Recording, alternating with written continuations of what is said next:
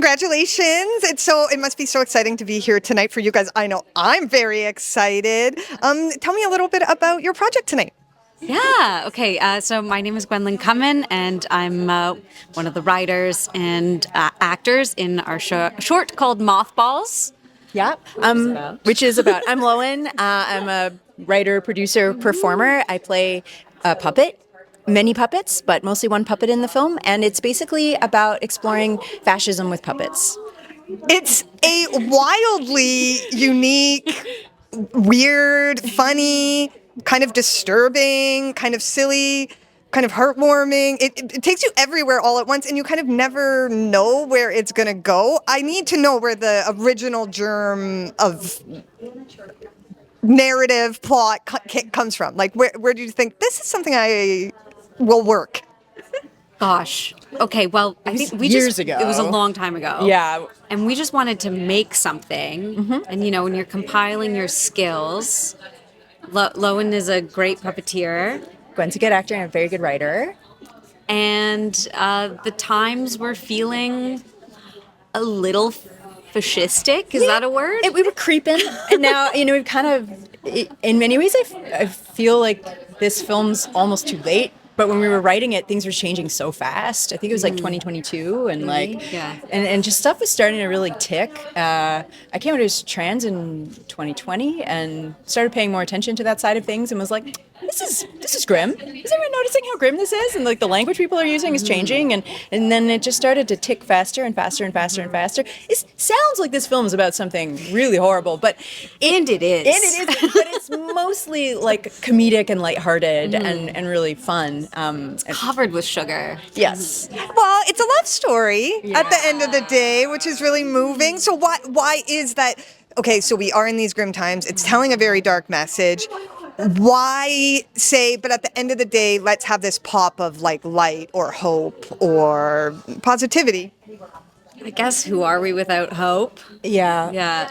And I think that the hope was sort of important from the beginning. They're living in what would be modern times, but are using sort of old-fashioned technology because that's like less easy to track. And I'm starting to see that come about nowadays, and even that's getting really dark. But sorry to be so dark. But it's important because kind of there's different kinds of persecution all around the world. There always has been, but queer people, particularly in our culture, have been persecuted kind of constantly, regardless of the groups that are being persecuted.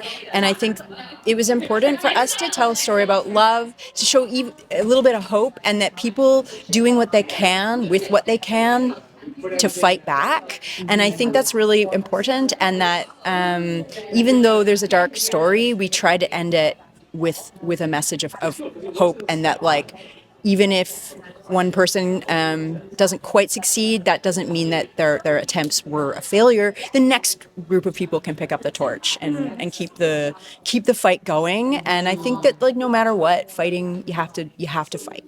And I think that's sort of the story, despite like the mania of Al the puppet, despite Gwen's character's Pippa's patience and all the goofery and conspiracy theory thinking that he goes down. And, I think that like at the end of the day, it's a story about unconventional love, human and a puppet in love. And I think that's the good stuff about being a human, and I think that's really important to highlight. And I love the point you're making about like analog being a part of this story, like a kind of break from the digital, and yet this showcase and indie, like all of you indie creators are like also using the digital realm in a kind of subversive way to tell these stories. I think there's something really cool and radical about that interplay.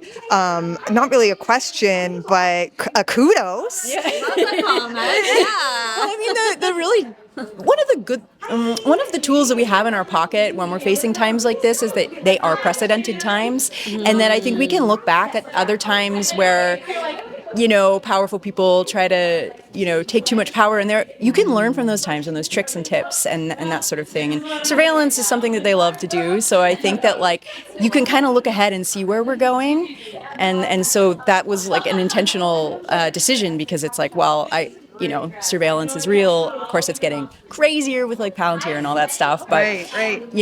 Looking ahead, it's like, well, it isn't going to be safe to be online. So we're going to have to hide in more than one way. It's got that Octavia Butler, let's think about the future and, where could this go vibe. And it turns out, after all these years of working on it, you're pretty spot on. You're already seeing the things that you're chatting about of being in the future, and we're seeing them today. Yeah. Oops. Yeah. Oops. Well, thankfully, it's predictable.